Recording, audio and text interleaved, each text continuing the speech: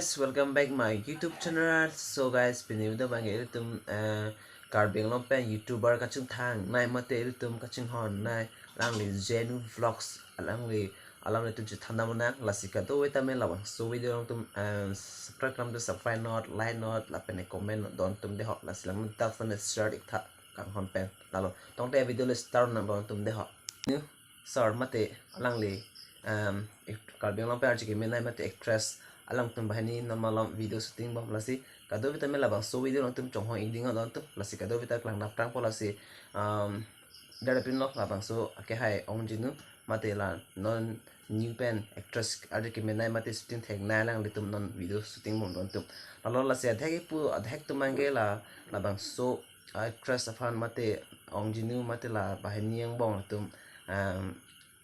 video sura peti la sur video shooting la peti la si atum inun bahani tum la kalau comment la pidun nun la si girlfriend lo posi hok pon no la si la bangke girlfriend kali ni kan tum la bang protect la nom tum la si bang life lang hai ke chin de la tum life ke kali lang don tum la si kado tame comment ma arju pre nis tame arju nang li girlfriend ma on post tame arju ne la si kado tame pinila ha chinda mang la son la hok lo bon pela la si ni girlfriend lo bon pu la si do la pen to lang itum che thang nai alang li GENU ake hai ong GENU stame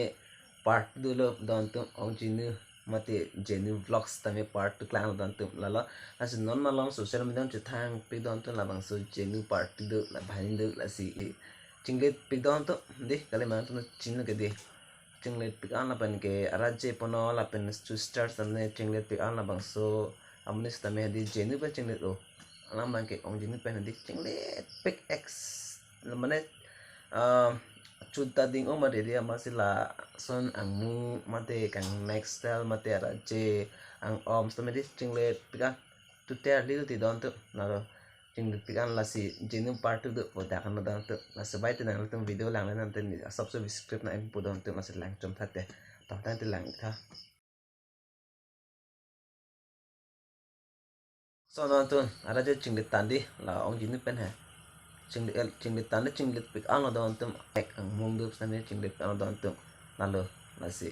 la si pini video ban la pachung na don tum la si next video tum chi tong thun na ka do ko beta do me thang me ko rang tu la si like bang ting ni not commenting ni not la si atu se ni channel sa me tum han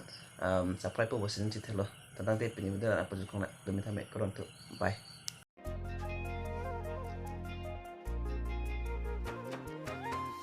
ani ke thong pen non na sengka ajak ding klilo nan phan lo ti chola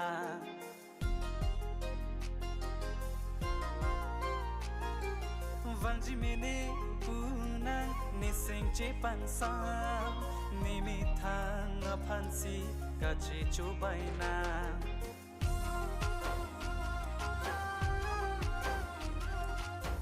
nan seng alam ni chini asonte mangun he manak ni de chi apotlo